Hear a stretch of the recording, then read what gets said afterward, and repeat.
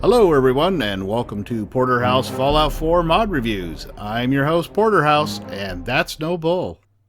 Hey there everyone, I realize it has been a long while since my last mod review, and even longer since my last Fallout 4 mod review. Now there's a bunch of reasons for this, and I'm not going to bore you with them, but in any case I do apologize, and I will try to keep up on the mod reviews in the future. Now today I have three excellent mods for you. One is a companion mod that alters Cait, and the other two are some sweet weapon mods. First, we're going to look at Cait as a female half super mutant by DLXXX. What the mod author has done here is exactly as the title suggests. There is a short backstory on the mod page that explains how she got this way, so be sure to check it out. In addition to altering her appearance, the mod author also boosted her stats for strength, endurance, health, unarmed damage, and carry weight, but at the expense of her charisma, intelligence, agility, and luck. She is now also immune to radiation, poison, fall damage, and being asked to shag by every Joe in the wasteland. A bit of a caveat for this mod: if you have modified Cait via the console using the SLM command, then this will likely not work. Now this goes the same for any follower. I actually had to go back to a really old save game to find a version of Cait that had been unaltered for this to work. Anyway, because of her super mutantness, I guess that's a word, Cait can only use clothing provided by this mod, but there is such a huge variety, including armors, that this really isn't an issue. There are pants, skirts, underwear, dresses, boots, shirts, armors, melee weapons, and even jewelry. Personally, I like the default outfit she came with the most, and I only added a pair of boots to it. All of this, however, can be found in a chest in the corner of the stage at the combat zone. The author includes body slide files in both CBBE and CBBE with physics. I will tell you right now that if you build your own body and clothing for Cait, try not to go bananas with the curves. What I did was I took the base CBBE chubby body and made some tweaks to it, and even though I was being careful, I still got a little clippage afterwards. But then again, my super mutant version of Cait turned out to be thick, which I'm okay with. The appearance DLXXX came up with is astounding. The green skin is smooth, slick, and not at all rough like a regular super mutant. Combine this with the dreadlocks hair and her startling glowing eyes, and Cait really does look quite good for a half super mutant. The appearance with her skirt and fishnets reminds me of something, but I can't quite put my finger on it.